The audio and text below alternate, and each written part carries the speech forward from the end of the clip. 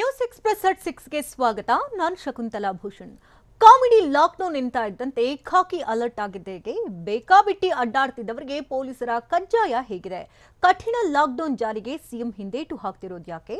ಆಸ್ಪತ್ರೆಗಳಲ್ಲಿ ಸೋಂಕಿತರು ಮಾಡ್ತಿರೋ ಎಡವಟ್ಟುಗಳೇನು ಗೊತ್ತಾ? ಇದೆಲ್ಲವನ್ನ ನೋಡೋಣ.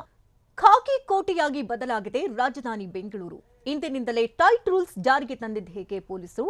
ಗಾಡಿ ಸೀಸ್ ಮಾಡ್ತಿರುವಂತಹ ಖಾಕಿ ಪಡೆ ಬಿಸಿ ಬಿಸಿ ಕಜ್ಜಾಯ ಕೊಡ್ತಿರೋದು ಹೇಗೆ ನೋಡೋಣ. ಬೆಂಗಳೂರಿಗೆ ಬೀಗ ನ್ಯೂಸ್ ಎಕ್ಸ್‌ಪ್ರೆಸ್‌ನಲ್ಲಿ.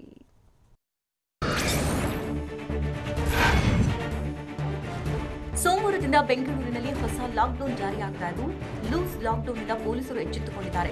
ಬೇಕಾಬಿಟ್ಟಿ ಓಡಾಡೋರಿಗೆ ಬ್ರೇಕ್ ಹಾಕಲು ಪೊಲೀಸರು ಸಜ್ಜಾಗಿದ್ದು ಇಂದಿನಿಂದಲೇ ಟೈಟ್ ರೂಲ್ಸ್ ಜಾರಿಗೆ ತಂದಿದ್ದಾರೆ. ಬೆಳಗ್ಗೆಯಿಂದಲೇ ಅಖಾಡಕ್ಕಿಳಿದಿರುವಂತಹ ಪೊಲೀಸರು ವಾಹನಗಳನ್ನು ಸೀಸ್ ಮಾಡಿ ಸವಾರರಿಗೆ ಬಿಸಿ ಮುಟ್ಟಿಸಿದ್ದಾರೆ. ಟ್ಯಾನಿಂಗ್ ಹಿಸ್ಟ್ರಿಯಲ್ಲಿ ಪೊಲೀಸ್ ಆಯುಕ್ತ ಕಮಲ್ ಪಂತ್ ಪರಿಶೀಲನೆ ನಡೆಸ್ತಾ ಇದ್ದಂತಹ ವೇಳೆ ಆಯುಕ್ತರ ಎದುರೇ ಪೊಲೀಸರು ಲಾಠಿ ಬೀಸಿದ್ದಾರೆ.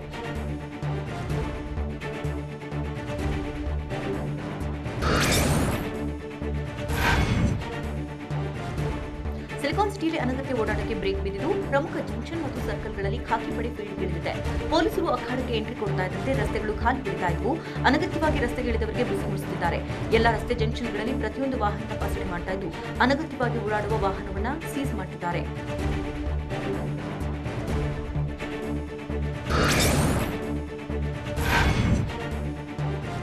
ಬೆಂಗಳೂರಿನ ಮೂಲೆ ಮೂಲೆಯಲ್ಲೂ ಖಾಕಿ ತಪಾಸಣೆ ಮಾಡ್ತಾ ಇದ್ದು ಪೊಲೀಸರ ಜೊತೆ ಬಿಎಂಡಬ್ಲ್ಯೂ ಕಾರಿನಲ್ಲಿ ಬಂದಿದ್ದಂತಹ ಯುವಕ ಕಿರಿಕ್ ಮಾಡಿದ್ದಾನೆ. ನಾಯನಹಳ್ಳಿಯಲ್ಲಿ ಘಟನೆ ನಡೆದಿದ್ದು ಪೊಲೀಸರಿಗೆ ಆವಾಜ್ ಹಾಕಿದ್ದಾನೆ.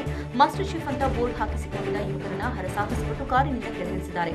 ಯುವಕನಿಗೆ ಮಹಿಳಾ ಪೊಲೀಸ್ ಕಪಾಳ ಮೋಕ್ಷ ಮಾಡಿದ್ದು ಕಾರು ಜಪ್ತಿ ಮಾಡಿ ಯುವಕನನ್ನ ಠಾಣೆಗೆ ಕರೆದೊಯ್ದಿದ್ದಾರೆ.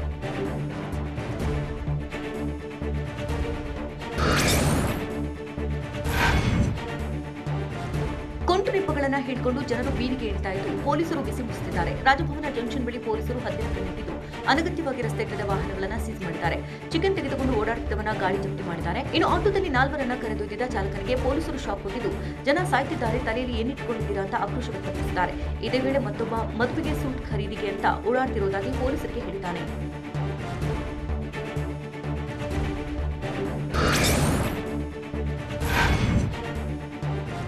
ಕೆಆರ್ ಮಾರ್ಕೆಟ್ನಲ್ಲಿ ಪೊಲೀಸರು ಹೈ ಅಲರ್ಟ್ ಆಗಿದ್ದಾರೆ. ಇಂದು ಬಿಸಿ ಮುಟ್ಟಿಸಿ ಸೋಮವಾರದಿಂದ ಟೈಟ್ ಲಾಕ್ ಮಾಡಲು ತಯಾರಿ ನಡೆಸಿದ್ದು ಮಾರ್ಕೆಟ್ ಬಳಿ ಬ್ಯಾರಿಕೇಡ್ ಅಳವಡಿಸಿದ್ದಾರೆ. ನೆಪ ಹೇಳಿಕೊಂಡು ಓಡಾಡ್ತಾ ಇರೋರಿಗೆ ಪೊಲೀಸರು ಬಿಸಿ ಮುಟ್ಟಿಸುತ್ತಿದ್ದಾರೆ. ಇದೇ ವೇಳೆ ಪೊಲೀಸರೊಬ್ಬರು ಆಟೋ ಗಾಜುಗಳನ್ನು ಪೀಸ್ ಮಾಡಿದ್ದಾರೆ.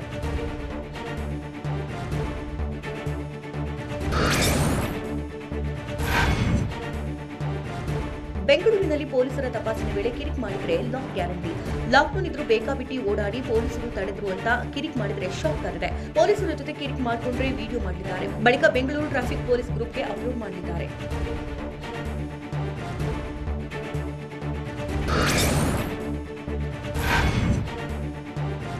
ಲಾಕ್ಡೌನ್ ಆಗಿದ್ರೂ ಬೆಂಗಳೂರಿನಲ್ಲಿ ವಾಹನ ಸಂಚಾರಕ್ಕೆ ಬ್ರೇಕ್ ಬಿದ್ದಿಲ್ಲ. ಹೀಗಾಗಿ ಏರ್ಪೋರ್ಟ್ ರಸ್ತೆಯಲ್ಲಿ ಸಂಚಾರಿ ಪೊಲೀಸರು ವಾಹನ ಸವಾರರಿಗೆ ತರಾಟೆಗೆ ತೆಗೆದುಕೊಂಡಿದ್ದಾರೆ. ಹೆಬ್ಬಾಳ ಸಂಚಾರಿ ಠಾಣೆ ಇನ್ಸ್ಪೆಕ್ಟರ್ ಅನಗತ್ಯವಾಗಿ ಸಂಚರಿಸುತ್ತಾ ಇದ್ದವರಿಗೆ ಬುದ್ಧಿಮಾತು ಹೇಳಿದ್ದಾರೆ. ಬೇಕಾಬಿಟ್ಟಿಯಾಗಿ ಓಡಾಡ್ತಾ ಇದ್ದಂತಹ ವಾಹನಗಳನ್ನು ನಿಲ್ಲಿಸಿ ಸುಮಾರು 50ಕ್ಕೂ ಹೆಚ್ಚು ಮಂದಿಗೆ ತಿಳಿ ಹೇಳಿದ್ದಾರೆ.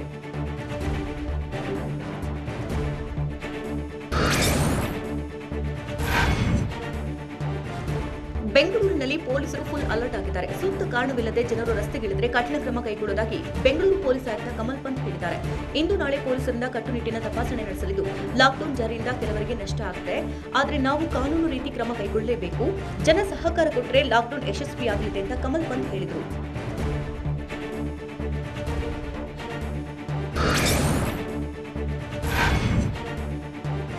ಸೋಮವಾರದಿಂದ ಖಡಕ್ ರೂಲ್ಸ್ ಜಾರಿಗೆ ಬರ್ತಾ ಇದ್ದು ಅನಗತ್ಯವಾಗಿ ರಸ್ತೆಗೆ ಬಂದ್ರೆ ಬಂಧಿಸಲು ಆದೇಶಿಸಿದ್ದೇವೆ ಅಂತ ಬೆಂಗಳೂರು ನಗರ ಪೊಲೀಸ್ ಆಯುಕ್ತ ಕಮಲ್ ಪಂತ್ ಹೇಳಿದ್ದಾರೆ. ಸೋಮವಾರದ ಮೇಲೆ ಅನಗತ್ಯವಾಗಿ ರಸ್ತೆಗೆ ಬಂದ್ರೆ ಬಂಧಿಸ್ತೇವೆ. ಸಣ್ಣ ನೆಪವನ್ನ ಹಿಡಿದುಕೊಂಡು ಬಂದ್ರೆ ಅರೆಸ್ಟ್ ಮಾಡ್ತೀವಿ. ಆದರೆ ವ್ಯಾಕ್ಸಿನ್ ಪಡೆಯಲು ತೆರಳಲು ಅವಕಾಶ ಇರುತ್ತೆ ಅಂತ ಕಮಲ್ ಪಂತ್ ಸ್ಪಷ್ಟಪಡಿಸಿದ್ದಾರೆ.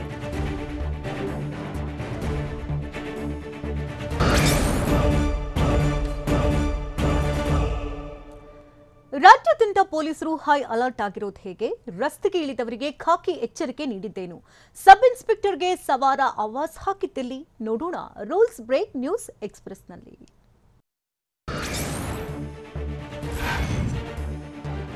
ಲಾಕ್ಡೌನ್ ಉಲ್ಲಂಘಿಸಿ ಅನಗತ್ಯವಾಗಿ ರಸ್ತೆಗೆ ಇಳಿದಿದ್ದವರಿಗೆ ಪೊಲೀಸರು ಬಿಸಿ ಮುಟ್ಟಿಸಿದ್ದಾರೆ. ಬೈಕ್, ಕಾರು ಸೇರಿದಂತೆ ವಿವಿಧ ವಾಹನಗಳಲ್ಲಿ ಸುಮ್ಮನೆ ಓಡಾಡ್ತಾ ಇದ್ದವರಿಗೆ ಖಡಕ್ ವಾರ್ನಿಂಗ್ ಕೊಟ್ಟಿದ್ದಾರೆ. ಸುಭಾಷ್ ಸ್ಕ್ವೇರ್, ಎನ್ಆರ್ ವೃತ್ತ ಸೇರಿದಂತೆ ವಿವಿಧೆಡೆ ಪೊಲೀಸರು ಫೈನ್ ಹಾಕಿದ್ದಾರೆ. ನಾಳೆ ರಸ್ತೆಗೆ ಇಳಿದ್ರೆ ಕಠಿಣ ಕ್ರಮ ಕೈಗೊಳ್ಳುವುದಾಗಿ ಎಚ್ಚರಿಕೆ ಕೊಟ್ಟು ಕಳುಹಿಸಿದ್ದಾರೆ.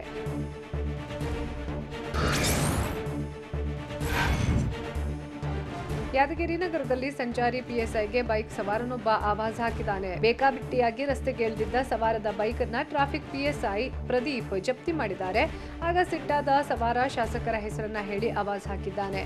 ಈ ವೇಳೆ ಕೆಲ ಹೊತ್ತು ವಾಗ್ವಾದ ನಡೆದಿದ್ದು, ಬಳಿಕ ಸವಾರನಿಗೆ ಪೊಲೀಸರು ಕೂಡ ಆವಾಜ್ ಹಾಕಿ ಕಳುಹಿಸಿದ್ದಾರೆ. ನಂತರ 20ಕ್ಕೂ ಹೆಚ್ಚು ಬೈಕ್ಗಳನ್ನ ಜಪ್ತಿ ಮಾಡಿದ್ದಾರೆ.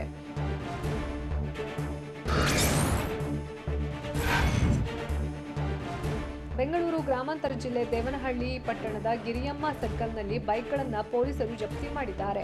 ಲಾಕ್ಡೌನ್ ಮಧ್ಯೆ ರಸ್ತೆಗೆ ಇಳಿದವರನ್ನ ಪೊಲೀಸರು ತಪಾಸಣೆಗೆ ಒಳಪಡಿಸಿದ್ರು. ಬಳಿಕ ಅನಗತ್ಯವಾಗಿ ಓಡಾಡ್ತಾ ಇರೋದು ಗೊತ್ತಾಗ್ತಾ ಇದ್ದಂತೆ 10 ಬೈಕ್ಗಳನ್ನು ಸೀಸ್ ಮಾಡಿ ಸವಾರರಿಗೆ ವಾರ್ನಿಂಗ್ ಕೊಟ್ಟು ಕಳುಹಿಸಿದ್ದಾರೆ.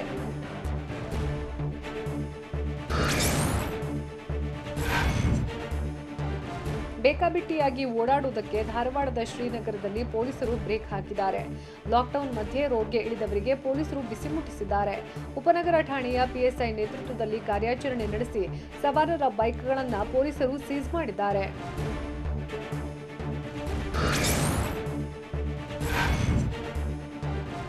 ಮಧ್ಯಾಹ್ನ 12 ಗಂಟೆ ಬಳಿಕವೂ ರಸ್ತೆಗೆ ಇಳಿದ ಬೈಕ್ಗಳನ್ನು ಚಿಕ್ಕಬಳ್ಳಾಪುರ ಪೊಲೀಸ್ ಉಪಾಧೀಕ್ಷಕರು ಜಪ್ತಿ ಮಾಡಿದ್ದಾರೆ.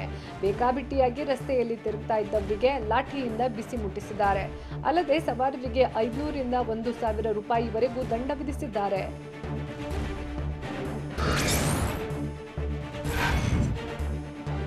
ಬಾಗಲಕೋಟೆಯಲ್ಲೂ ಕೊರೋನಾಗೆ ಡೋಂಟ್ ಕೇರ್ ಎಂದಿದ್ದು, ಹುನಗುಂದದಲ್ಲಿ ಖರೀದಿಗಾಗಿ ಜನ ಮುಗಿಬಿದ್ದಿದ್ರು. ಅಗತ್ಯ ವಸ್ತುಗಳ ಖರೀದಿಗೆ ನೀಡಿದ್ದ ಡೆಡ್ಲೈನ್ ಮುಗಿದ್ರೂ ತರಕಾರಿ ದಿನಸಿ ಮಾರುಕಟ್ಟೆಯಲ್ಲಿ ಜನಜಂಗುಳಿಯೇ ಸೇರಿತ್ತು. ಹೀಗಾಗಿ ಕೊರೋನಾ ನಿಯಮ ಪಾಲಿಸದ ವ್ಯಾಪಾರಿಗಳಿಗೆ ಪೊಲೀಸರು ತರಾಟೆ ತೆಗೆದುಕೊಂಡಿದ್ದು, ವಾಹನ ಸವಾರರನ್ನ ಚದುರಿಸಿದ್ರು.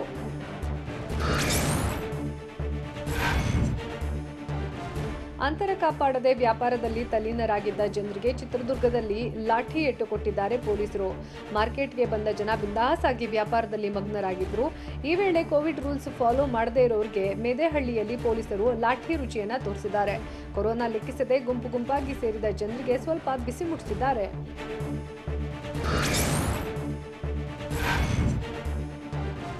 ಕೊರೋನಾ ನಿಯಂತ್ರಣಕ್ಕೆ ರಾಜ್ಯ ಸರ್ಕಾರ ಟಫ್ ರೂಲ್ಸ್ ಜಾರಿ ಮಾಡ್ತಾ ಇದ್ದು, ಚಿತ್ರದುರ್ಗದಲ್ಲಿ ಎಸ್ಪಿಜಿ ರಾಧಿಕಾ ಖಡಕ್ ವಾರ್ನಿಂಗ್ ಕೊಟ್ಟಿದ್ದಾರೆ. ನಿಯಮ ಮೀರಿ ಅನಗತ್ಯವಾಗಿ ಓಡಾಡಿದ್ರೆ ಕಠಿಣ ಕಾನೂನು ಕ್ರಮ ಕೈಗೊಳ್ತೀವಿ, ವಾಹನಗಳು ಸೀಸ್ ಆಗ್ತವೆ ಅಂತ ಎಸ್ಪಿಜಿ ರಾಧಿಕಾ ಹೇಳಿದ್ದಾರೆ. ನಿಯಮ ಮೀರಿ ಸಂಚರಿಸಿದ್ರೆ ನಾನ್ ಬೇಲೇಬಲ್ ಕೇಸ್ ದಾಖಲಿಸಲಿದ್ದು ಜೈಲಿಗೆ ಹೋಗಬೇಕಾಗುತ್ತೆ. 1500 ಪೊಲೀಸರು, 200ಕ್ಕೂ ಹೆಚ್ಚು ಹೋಮ್ ಗಾರ್ಡ್ಸ್ ಕರ್ತವ್ಯಕ್ಕೆ ನಿಯೋಜನೆ ಮಾಡ್ತಿದ್ದೀವಿ ಅಂತ ತಿಳಿಸಿದ್ದಾರೆ.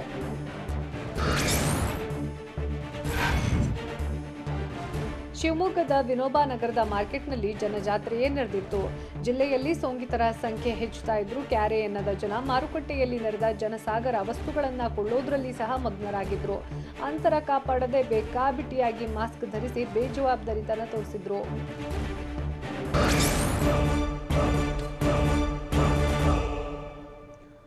ಇದು ಟ್ರೇಲರ್ ಮಾತ್ರ. ಸೋಮವಾರದಿಂದ ಅಸಲಿ ಪಿಕ್ಚರ್ ಶುರುವಾಗುತ್ತಾ? ಅಡ್ಡಾದಿಡ್ಡಿ ಓಡಾಡೋರಿಗೆ ಬೆಂಗಳೂರು ಪೊಲೀಸ್ ಆಯುಕ್ತರು ಕೊಟ್ಟಂತಹ ಎಚ್ಚರಿಕೆಯಾದರೂ ಏನು? ಲಾಕ್ಡೌನ್ ಘೋಷಣೆ ಬಗ್ಗೆ ಸರ್ಕಾರದ ವಿರುದ್ಧ ಡಿಕೆ ಶಿವಕುಮಾರ್ ಕಿಡಿಕಾರಿದ್ದೇಕೆ? ಇಂತಹ ಮತ್ತಷ್ಟು ಸ್ಟೋರಿಗಳನ್ನು ನೋಡೋಣ ಕೊರೋನಾ ಅಲರ್ಟ್ ನ್ಯೂಸ್ ಎಕ್ಸ್‌ಪ್ರೆಸ್‌ನಲ್ಲಿ.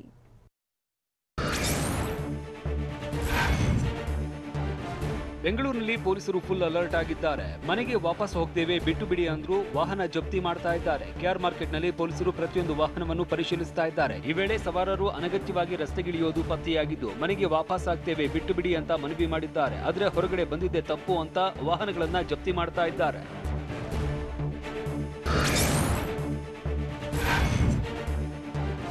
ಅನಗತ್ಯವಾಗಿ ಓಡಾಡ್ತಾ ಇರುವ ವಾಹನಗಳನ್ನ ನಿಯಂತ್ರಿಸುವುದಕ್ಕೆ ಪೊಲೀಸರು ಅಖಾಡಕ್ಕೆ ಇಳಿದಿದ್ದಾರೆ. ಮೈಸೂರು ರಸ್ತೆಯ ನಾಯಂಡಹಳ್ಳಿ ಬಳಿ ಕಾಕಿ ಕೋಟೆ ನಿರ್ಮಾಣವಾಗಿದ್ದು, ಅನಗತ್ಯವಾಗಿ ಓಡಾಡ್ತಾ ಇರುವ ವಾಹನಗಳನ್ನ ಸೀಸ್ ಮಾಡ್ತಾ ಇದ್ದಾರೆ. ಪ್ರತಿಯೊಂದು ವಾಹನಗಳನ್ನ ಪರಿಶೀಲಿಸಿ ಸೂಕ್ತ ಕಾರಣ ನೀಡಿದ್ರೆ ಮಾತ್ರ ಕಳುಹಿಸ್ತಾ ಇದ್ದಾರೆ.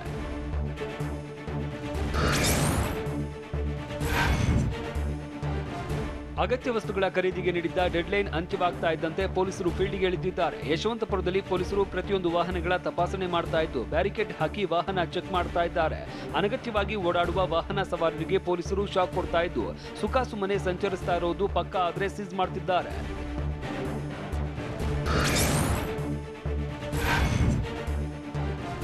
ಲಾಕ್ಡೌನ್ ಇದ್ರೂ ಜನ ಬಿಂದಾಸ್ ಆಗಿ ಓಡಾಡ್ತಾ ಇದ್ರು. ಹೀಗಾಗಿ ಸುಖಾಸುಮ್ಮನೆ ಬೀದಿಗಿಳಿದವರಿಗೆ ಖಾಕಿ ಪಡೆ ಬಿಸಿ ಮುಟ್ಟಿಸುತ್ತದೆ. ಕ್ಯಾರ್ ಮಾರ್ಕೆಟ್ನಲ್ಲಿ ಬೇಕಾಬಿಟ್ಟಿ ಓಡಾಡೋರಿಗೆ ಬಿಗ್ ಶಾಕ್ ನೀಡಿದ್ದು ಅಡ್ಡಾದಿಡ್ಡಿ ಓಡಾಡಿರುವವರಿಗೆ ಪೊಲೀಸರು ಲಾಠಿ ಬೀಸಿದ್ದಾರೆ. ಮಾರ್ಕೆಟ್ನ ಗಲ್ಲಿ ಗಲ್ಲಿಗೂ ನುಗ್ಗಿ ಲಾಠಿ ಏಟು ನೀಡುತ್ತಾ ಇದ್ದು ಪಶ್ಚಿಮ ವಿಭಾಗದ ಟ್ರಾಫಿಕ್ ಡಿಸಿಪಿ ಕುಲ್ದೀಪ್ ಜೈನ್ ನೇತೃತ್ವದಲ್ಲಿ ವಾಹನಗಳ ತಪಾಸಣೆ ಮಾಡುತ್ತಿದ್ದಾರೆ.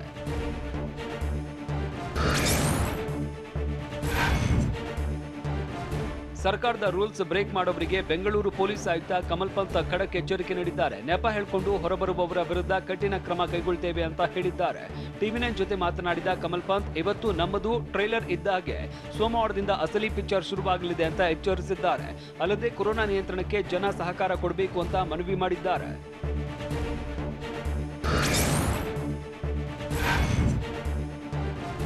ಸರ್ಕಾರ ಎಷ್ಟೇ ಬಿಗಿ ಕ್ರಮ ಕೈಗೊಂಡ್ರೂ ವಾಹನ ಸಂಚಾರಕ್ಕೆ ಮಾತ್ರ ಬ್ರೇಕ್ ಬೀಳ್ತಾ ಇಲ್ಲ. ಹೀಗಾಗಿ ಸೋಮವಾರದಿಂದ ಅನಗತ್ಯ ವಾಹನ ಸಂಚಾರಕ್ಕೆ ಬಿಡಲ್ಲ, ಲಾಕ್ಡೌನ್ ವೇಳೆ ಸಂಚಾರಕ್ಕೆ ಯಾವುದೇ ಪಾಸ್ ಇರಲ್ಲ ಅಂತ ಬೆಂಗಳೂರು ಪೊಲೀಸ್ ಆಯುಕ್ತ ಕಮಲ್ ಪಂತ್ ಹೇಳಿದ್ದಾರೆ.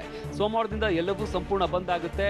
ಅನಗತ್ಯ ಕಾರಣ ಹೇಳಿದ್ರೆ ಅಲ್ಲೇ ಅರೆಸ್ಟ್ ಮಾಡ್ತೀವಿ. ಇನ್ನು ಮುಂದೆ ವಾಹನ ಮಾತ್ರ ಜಪ್ತಿ ಮಾಡೋದಲ್ಲ, ಪ್ರಕರಣವನ್ನ ದಾಖಲಿಸುತ್ತೇವೆ ಅಂತ ಹೇಳಿದ್ದಾರೆ.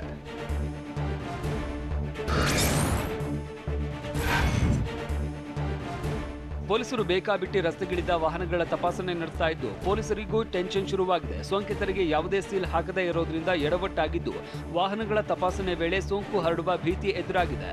ಅನಗತ್ಯವಾಗಿ ಓಡಾಡೋರಿಗೆ ಪೊಲೀಸರು ಬ್ರೇಕ್ ಹಾಕ್ತಾ ಇದ್ದಾರೆ. ಆದರೆ ಪರಿಶೀಲನೆ ವೇಳೆ ಹಲವು ಮಂದಿ ಕೊರೋನಾ ಇದೆ ಅಂತ ಹೇಳ್ತಾ ಇದ್ದು ತಪಾಸಣೆಯಲ್ಲಿ ಇರುವ ಸಿಬ್ಬಂದಿಗೂ ಕೊರೋನಾ ಆತಂಕ ಕಾಡ್ತಾ ಇದೆ.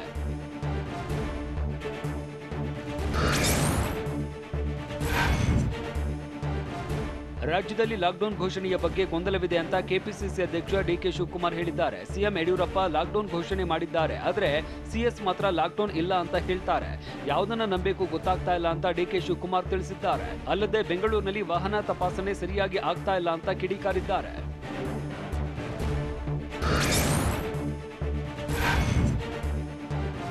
ಬೆಂಗಳೂರಲ್ಲಿ ಕೊರೋನಾ ಅಬ್ಬರ ಊಹೆಗೂ ನಿಲುಕದಂತಾಗಿದೆ. ಇದರ ಮಧ್ಯೆ ರಾಜರಾಜೇಶ್ವರಿ ಮೆಡಿಕಲ್ ಆಸ್ಪತ್ರೆಯ ಕರ್ಮಕಾಂಡ ಬಯಲಾಗಿದ್ದು ಸಿಬ್ಬಂದಿ ಮೃತದೇಹವನ್ನ ಅದಲು ಬದಲು ಮಾಡಿ ನೀಡಿದ್ದಾರೆ.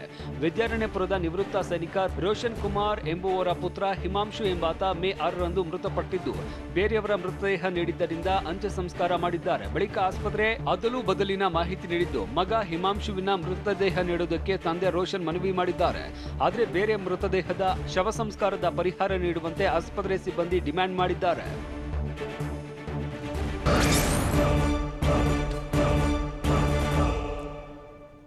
ಕಾಮಿಡಿ ಲಾಕ್ಡೌನ್ ಪಾರ್ಟ್ 2 ಜಾರಿಗೊಳಿಸುತ್ತಿರುವಂತಹ ಸರ್ಕಾರದ ಲೆಕ್ಕಾಚಾರಗಳಾದರೂ ಏನು? ಸದ್ಯ ಜಾರಿಯಲ್ಲಿರೋ ಕಾಟಾಚಾರದ ಲಾಕ್ನಿಂದ ಸಾಧಿಸಿದ್ದಾದ್ರೂ ಏನು? ಕಠಿಣ ನಿಯಮಗಳ ಜಾರಿಗೆ ಸರ್ಕಾರಕ್ಕೆ ಪ್ಯಾಕೇಜ್ ಟೆನ್ಷನ್ ಕೊಡ್ತಿರೋದಾದ್ರೂ ಯಾಕೆ? ನೋಡೋಣ ಕಾಮಿಡಿ ಲಾಕ್ಡೌನ್ ನ್ಯೂಸ್ ಎಕ್ಸ್‌ಪ್ರೆಸ್‌ನಲ್ಲಿ.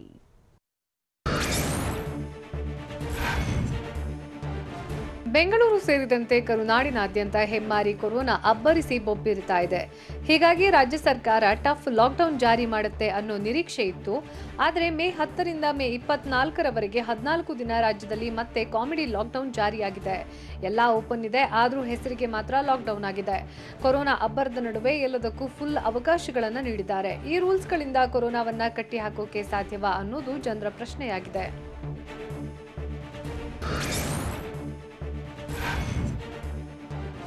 ಕೊರೋನಾ ಅಟ್ಟಹಾಸ ಮೆರೆತಾ ಇದ್ರು ಯಾರ ಮಾತಿಗೂ ಸರ್ಕಾರ ಮನ್ನಣೆಯನ್ನೇ ಕೊಡ್ತಿಲ್ವಾ ಅನ್ನೋ ಪ್ರಶ್ನೆ ಇದೀಗ ಮೂಡಿದೆ. ಅಬ್ಬರಿಸಿ ಬೊಬ್ಬಿರ್ತಾ ಇರೋ ಕೊರೋನಾವನ್ನ ಕಟ್ಟಿ ಹಾಕೋಕೆ ತಜ್ಞರು ಹೇಳಿದ ಕಟ್ಟುನಿಟ್ಟಿನ ರೂಲ್ಸ್ ಕೊನೆಗೂ ಜಾರಿಯಾಗಲಿಲ್ಲ. ರಾಜ್ಯದಲ್ಲಿ ಅಬ್ಬರಿಸ್ತಾ ಇರೋ ಮಾರಿ ಕಂಟ್ರೋಲ್ಗೆ ಮತ್ತೆರಡು ವಾರಗಳ ಕಾಲ ಕಂಪ್ಲೀಟ್ ಲಾಕ್ ಮಾಡಬೇಕು ಅಂತ ಸಲಹೆ ನೀಡಲಾಗಿತ್ತು. ಆದರೆ ಲಾಕ್ಡೌನ್ ಮಾಡದೇ ಇದ್ರೆ ಪರಿಸ್ಥಿತಿಯನ್ನ ಊಹಿಸಿಕೊಳ್ಳೋದಕ್ಕೂ ಅಸಾಧ್ಯ ಅಂತ ತಿಳಿಸಿದ್ದಾರೆ. ಆದರೆ ಸರ್ಕಾರ ಮಾತ್ರ ತಜ್ಞರ ಸಲಹೆಗೆ ಕಿಂಚಿತ್ತೂ ಸೊಪ್ಪು ಹಾಕಿಲ್ಲ.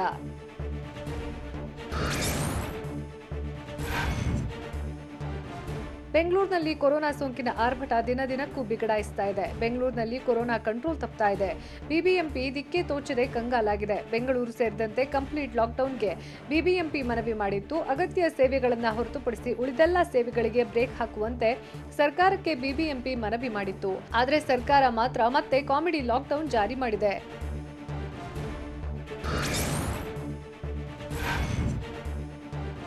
ಕರುನಾಡಿನಾದ್ಯಂತ ಡೆಡ್ಲಿ ಕೊರೋನಾ ಅಟ್ಟಹಾಸ ಮೆರಿತಾ ಇದೆ. ಈಗಾಗಲೇ ಜಾರಿಯಲ್ಲಿರೋ ಲಾಕ್ಡೌನ್ನಿಂದ ಯಾವುದೇ ಲಾಭ ಆಗಿಲ್ಲ. ಕೊರೋನಾ ಸೋಂಕಿನ ಪ್ರಕರಣ ಮತ್ತು ಸಾವು ಹೆಚ್ಚಾಗ್ತಾನೆ ಇದೆ. ಆಸ್ಪತ್ರೆಗಳಲ್ಲಿ ಸೋಂಕಿತರು ಉಸಿರು ಚೆಲ್ತಾ ಇದ್ರೂ ಸರ್ಕಾರಕ್ಕೆ ಬೆಡ್ ಹೊಂದಿಸೋಕೆ ಆಗ್ತಾ ಇಲ್ಲ, ಆಕ್ಸಿಜನ್ ಕೊಡೋಕಾಗ್ತಿಲ್ಲ. ಹೀಗಿರುವಾಗ ಇಂಥ ಲಾಕ್ಡೌನ್ನಿಂದ ಯಾರಿಗೆ ಉಪಯೋಗ ಅನ್ನೋದು ಪ್ರಶ್ನೆಯಾಗಿದೆ.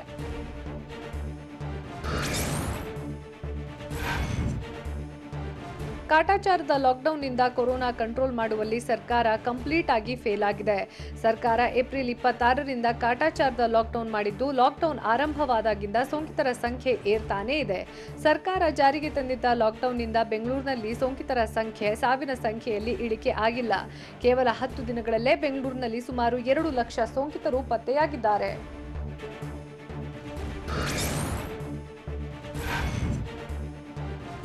ಅಗತ್ಯ ವಸ್ತುಗಳ ಸೇವೆ ಹೆಸರಲ್ಲಿ ಬೆಳಗ್ಗೆ 4 ಗಂಟೆಗಳ ಅವಕಾಶ ನೀಡಿದ್ದೇ ಮುಳುವಾದಂತೆ ಕಾಣಿಸ್ತಾ ಇದೆ. ಆದರೆ ಅಗತ್ಯ ವಸ್ತುಗಳಿಗೆ ಅವಕಾಶ ಕೊಟ್ಟಿರೋದ್ರ ಹಿಂದೆ ಲಾಜಿಕ್ ಇದ್ದು, ಬೊಕ್ಕಸಕ್ಕೆ ಹೊಡೆತ ಬೀಳದಂತೆ ಸರ್ಕಾರ ಪ್ಲಾನ್ ಮಾಡಿದೆ. ಕಳೆದ ವರ್ಷ ಅಗತ್ಯ ವಸ್ತು ಖರೀದಿಗೆ ಇಡೀ ದಿನ ಅವಕಾಶ ನೀಡಿತ್ತು. ಆದರೆ ಈ ವರ್ಷ ಕೇವಲ 4 ಗಂಟೆ ಅವಕಾಶ ಕೊಟ್ಟಿರೋದ್ರಿಂದ ಎಡವಟ್ಟಾಗಿದೆ. ಅಲ್ಲದೆ ರಾಜ್ಯದಲ್ಲಿ ಮದ್ಯ ಮಾರಾಟಕ್ಕೆ ಮಾತ್ರ ಹೆಚ್ಚುವರಿಯಾಗಿ ಅವಕಾಶ ನೀಡಲಾಗಿದೆ. ಬೊಕ್ಕಸ ತುಂಬಿಸುವ ದೃಷ್ಟಿಯಿಂದ ಮದ್ಯ ಮಾರಾಟಕ್ಕೆ ಅವಕಾಶ ನೀಡಿದ್ರು. ಹೀಗಾಗಿ ಜನ ತಮ್ಮ ಜೀವ ಉಳಿಸಿಕೊಂಡೇ ಜೀವನವನ್ನ ರೂಪಿಸಿಕೊಳ್ಳಬೇಕಿದೆ.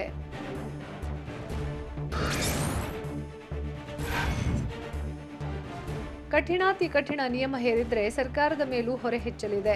ಜನ ಮನೆಯಿಂದ ಹೊರಬಾರದಂತೆ ನಿಯಮ ಹೇರಿದ್ರೆ ಸರ್ಕಾರಕ್ಕೆ ಸಂಕಷ್ಟ ಎದುರಾಗಲಿದ್ದು, ಪ್ರತಿ ಮನೆಗೂ ಅಗತ್ಯ ವಸ್ತುಗಳನ್ನು ಸರ್ಕಾರವೇ ತಲುಪಿಸಬೇಕಾಗುತ್ತೆ.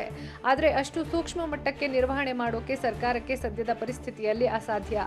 ಮನೆಗೆ ಅಗತ್ಯ ವಸ್ತು ತಲುಪಿಸುವ ಮಟ್ಟಿಗೆ ಸರ್ಕಾರ ಸಿದ್ಧತೆ ಮಾಡಿಕೊಂಡಿಲ್ಲ. ಯಾಕಂದ್ರೆ ಅಷ್ಟರ ಮಟ್ಟಿಗಿನ ಆರ್ಥಿಕ ಚೈತನ್ಯ ಕೂಡ ಸರ್ಕಾರಕ್ಕೆ ಉಳಿದಿಲ್ಲ.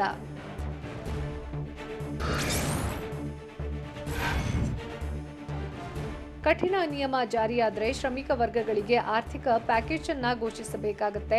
ಆದರೆ ಆರ್ಥಿಕ ಪ್ಯಾಕೇಜ್ ಅನ್ನೋದು ಸದ್ಯದ ಖಜಾನೆಯ ಸ್ಥಿತಿಗತಿಯಲ್ಲಿ ಕಷ್ಟ. ಜೊತೆಗೆ ಜನರಿಗೂ ಅಗತ್ಯ ವಸ್ತುಗಳಿಗೆ ನಿರ್ಬಂಧ ವಿಧಿಸಿದ್ರೆ ತೀವ್ರ ವಿರೋಧ ವ್ಯಕ್ತವಾಗುವ ಆತಂಕ ಇದೆ. ಕೆಲಸ ಕಳೆದುಕೊಂಡ ಶ್ರಮಿಕ ವರ್ಗ ಸರ್ಕಾರದ ವಿರುದ್ಧ ಸಿಡಿದೇಳಲಿದೆ. ಈಗಾಗಲೇ ಲಾಕ್ಡೌನ್ ಹೆಸರು ಹೇಳದೆ 2 ವಾರ ಕಳೆದಿರೋ ಸರ್ಕಾರ ಕೇವಲ ಕೊರೋನಾ ಕೇಸ್ ಕಡಿಮೆಯಾದ್ರೆ ಸಾಕು ಅನ್ನೋ ಮನಸ್ಥಿತಿಯಲ್ಲಿದೆ.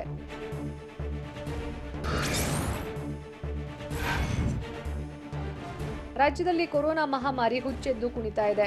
ಬೆಂಗಳೂರು ಸೇರಿದಂತೆ ರಾಜ್ಯಾದ್ಯಂತ ಕೊರೋನಾ ಕಂಟ್ರೋಲ್ಗೆ ಕಂಪ್ಲೀಟ್ ಲಾಕ್ಡೌನ್ ಜಾರಿಗೆ ಸ್ವಪಕ್ಷೀಯ ನಾಯಕರೇ ಮನವಿ ಮಾಡಿದ್ರು. ಖುದ್ದು ಕೇಂದ್ರ ಸಚಿವ ಡಿವಿಎಸ್ ಹೇಳಿದ್ರೂ ಕೂಡ ಲಾಕ್ಡೌನ್ ಜಾರಿ ಮಾಡಿಲ್ಲ. ಅಲ್ಲದೆ ಆರೋಗ್ಯ ಸಚಿವರು ಕೋರಿದ ಕಠಿಣ ಲಾಕ್ಡೌನ್ ಕೂಡ ಇದಲ್ಲ. ಪೊಲೀಸರು ಹೇಳಿದ ಬಿಗಿ ನಿಯಮಗಳನ್ನು ವಿಧಿಸಲಿಲ್ಲ. ಬಿಬಿಎಂಪಿ ಹೇಳಿದ ಟಫ್ ರೂಲ್ಸ್ ಕೂಡ ಜಾರಿಯಾಗಲಿಲ್ಲ.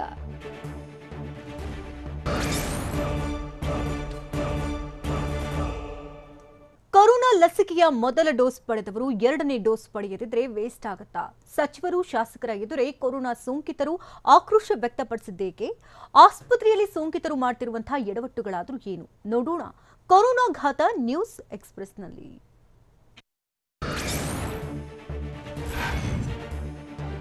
ರಾಜ್ಯದಲ್ಲಿ ಕೊರೋನಾ ಅಟ್ಟಹಾಸ ಮೆರೆಯುತ್ತದೆ. ಮೇ 1ರಿಂದ 18 ವರ್ಷ ಮೇಲ್ಪಟ್ಟವರಿಗೂ ವ್ಯಾಕ್ಸಿನ್ ಅಭಿಯಾನ ಶುರುವಾಗಿದೆ. ಅಂಥವರಿಗೆ ಮೊದಲ ಡೋಸ್ ಪಡೆಯೋದಕ್ಕೆ ಲಸಿಕೆ ಸಿಗ್ತಿಲ್ಲ. ಆದರೆ ಎಲ್ಲದಕ್ಕಿಂತ ಕಳವಳಕಾರಿ ಅಂತಂದ್ರೆ ಇದೀಗ 2ನೇ ಡೋಸ್ ಪಡೆಯೋಕೆ ವ್ಯಾಕ್ಸಿನ್ ಅಭಾವವೇ ಎದುರಾಗಿದೆ. ಮೊದಲ ಡೋಸ್ ಪಡೆದವರು ನಿಗದಿತ ಸಮಯಕ್ಕೆ 2ನೇ ಡೋಸ್ ಪಡೆಯದೇ ಇದ್ರೆ ಎಡವಟ್ಟಾಗುತ್ತೆ ಅಂತ ತಜ್ಞರು ಆತಂಕ ವ್ಯಕ್ತಪಡಿಸಿದ್ದಾರೆ.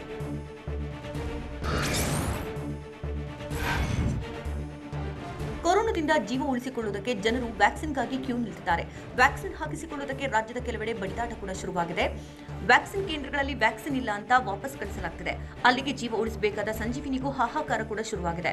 ಆದರೆ ಈಗಾಗಲೇ ಲಸಿಕೆ ಮೊದಲ ಡೋಸ್ ಹಾಕಿಸಿಕೊಂಡವರು 8ರಿಂದ 12 ವಾರದೊಳಗೆ 2ನೇ ಡೋಸ್ ಪಡೆಯಬೇಕು. ಒಂದು ವೇಳೆ 12 ವಾರದ ಮೇಲೆ ಪಡೆಯುವಂತಹ 2ನೇ ಡೋಸ್ ಅನ್ನ ಮೊದಲ ಡೋಸ್ ಅಂತ ಕನ್ಸಿಡರ್ ಮಾಡಬೇಕು ಅಂತ ತಜ್ಞರು ಹೇಳ್ತಿದ್ದಾರೆ.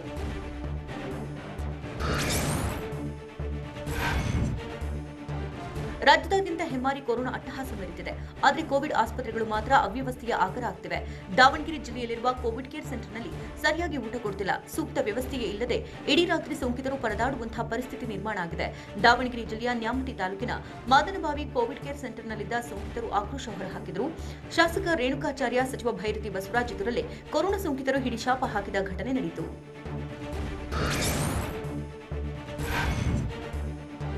ಕರುನಾಡಿನಾದ್ಯಂತ ಕೊರೋನಾ ಸ್ಫೋಟದ ನಡುವೆ ಬೆಡ್ ಆಕ್ಸಿಜನ್ ಸಿಗದೆ ಜನರು ಪರದಾಡುತ್ತಿದ್ದಾರೆ. ಇತ್ತ ಕೋವಿಡ್ ಟೆಸ್ಟ್ಗೂ ಪರದಾಡುವಂತಹ ಪರಿಸ್ಥಿತಿ ನಿರ್ಮಾಣ ಆಗಿದೆ. ಮೈಸೂರು ಜಿಲ್ಲೆಯ ಎಚ್ಡಿ ಕೋಟೆಯಲ್ಲಿ ಕಳೆದ 3 ದಿನದಿಂದ ಕೋವಿಡ್ ಟೆಸ್ಟ್ಗೆ ಜನರು ಪರದಾಡುತ್ತಿದ್ದಾರೆ. ಬೆಳಗ್ಗೆ 7ಕ್ಕೆ ಬಂದು ಕ್ಯೂನಲ್ಲಿ ನಿಂತು ಟೆಸ್ಟ್ ಮಾಡ್ತಿಲ್ಲ. ಮಧ್ಯಾಹ್ನ 12:30ರವರೆಗೂ ಸಿಬ್ಬಂದಿಯೇ ಬರೋದಿಲ್ಲ. ನಾವು ಬದುಕಿದ್ದಾಗಲೇ ನಮ್ಮ ಸ್ವಾಬ್ ಟೆಸ್ಟ್ ಮಾಡಿ ಅಂತ ಜನರು ತಾಲೂಕು ಆಡಳಿತ ನಿರ್ಲಕ್ಷ್ಯದ ವಿರುದ್ಧ ಆಕ್ರೋಶ ಹೊರಹಾಕಿದರು.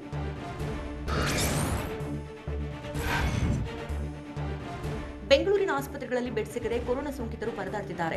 ಆಸ್ಪತ್ರೆಯಲ್ಲಿ ಬೆಡ್ ಸಿಗದಕ್ಕೆ ಸಿಎಂ ಬಿಎಸ್ವೈ ನಿವಾಸದ ಬಳಿಯೇ ಸೋಂಕಿತನನ್ನ ಕರೆತಂದಿದ್ರು.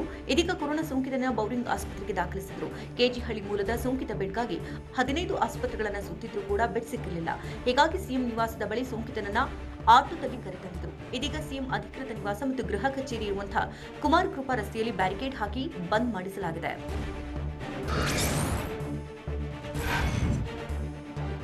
ಕೊರೋನಾ 3ನೇ ಅಲೆ ಬರುತ್ತೆ, ಎಲ್ಲರೂ ಉಳಿಬೇಕು. ನೀವು ಉಳಿತಿರೋ ಇಲ್ವೋ ಗೊತ್ತಿಲ್ಲ, ನಾನಂತೂ ಉಳಿಬೇಕು ಅಂತ ಬಾಗಲಕೋಟೆಯಲ್ಲಿ ಸಚಿವ ಉಮೇಶ್ ಕತ್ತಿ ಹಾಸ್ಯ ಚಟಾಕಿ ಹಾರಿಸಿದ್ರು.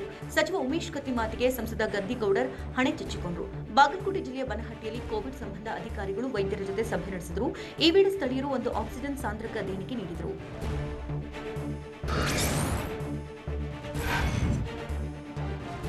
ಮಲೆನಾಡು ಶಿವಮೊಗ್ಗದಲ್ಲಿ ಹೆಮ್ಮಾರಿ ಕೊರೋನಾ ಅಬ್ಬರಿಸಿ ಬೊಬ್ಬಿರುತ್ತಿದೆ. ಸಿಎಂ ಬಿಎಸ್ವೈ ತವರು ಜಿಲ್ಲೆ ಶಿವಮೊಗ್ಗದಲ್ಲೇ ಕೊರೋನಾ ಸೋಂಕಿತರು ಪರದಾಡುತ್ತಿದ್ದಾರೆ. ನಾರಾಯಣ ಹೃದಯಾಲಯ ಆಸ್ಪತ್ರೆಯಿಂದ ಎಸ್ಕೇಪ್ ಆಗಿದ್ದಂತಹ ಕೊರೋನಾ ಸೋಂಕಿತ ಗದ್ದೆಯಲ್ಲಿ ಪತ್ತೆಯಾಗಿದ್ದಾನೆ. ಆಸ್ಪತ್ರೆಯ ಎದುರಿನಲ್ಲಿಯೇ ಇದ್ದಂತಹ ಭತ್ತದ ಗದ್ದೆಯಲ್ಲಿ ಸೋಂಕಿತ ಅವಿತುಕೊಂಡಿದ್ದ. ಬಳಿಕ ಸೋಂಕಿತನನ್ನ ಪತ್ತೆ ಹಚ್ಚಿ ನಾರಾಯಣ ಹೃದಯಾಲಯ ಆಸ್ಪತ್ರೆಗೆ ಕರೆತಂದು ಚಿಕಿತ್ಸೆಯನ್ನು ನೀಡಲಾಗುತ್ತಿದೆ.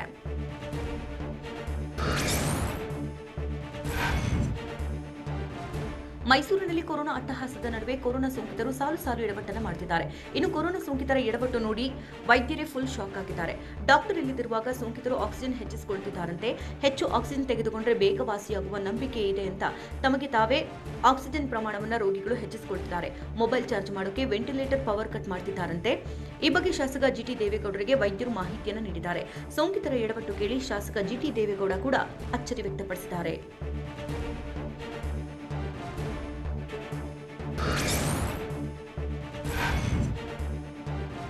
ಬೆಂಗಳೂರಿನಲ್ಲಿ ಕೊರೋನಾ ಸೋಂಕಿತರು ಒಂದು ಕಡೆ ಪರದಾಡ್ತಾ ಇದ್ರೆ ಮೃತಪಟ್ಟವರ ಮೇಲೆ ಶವ ಸಂಸ್ಕಾರಕ್ಕೂ ಹೆಣಗಾಡು ಪರಿಸ್ಥಿತಿ ನಿರ್ಮಾಣವಾಗಿದೆ. ತಾವರೆಕೆರೆಯ ಗಿಡ್ಡೇನಹಳ್ಳಿ ಸ್ಮಶಾನದಲ್ಲಿ 15ಕ್ಕೂ ಹೆಚ್ಚು ಕೊರೋನಾ ಸೋಂಕಿತರ ಶವ ಸಂಸ್ಕಾರ ಮಾಡಲಾಗಿದೆ. ಇನ್ನು 30ಕ್ಕೂ ಹೆಚ್ಚು ಆಂಬ್ಯುಲೆನ್ಸ್ಗಳು ಕ್ಯೂ ನಿಂತಿದ್ದು ಮೃತರ ಅಂತ್ಯ ಸಂಸ್ಕಾರಕ್ಕೆ ಎಲ್ಲಾ ಕುಟುಂಬಸ್ಥರು ಕಂಗಾಲಾಗಿ ಹೋಗಿದ್ದಾರೆ.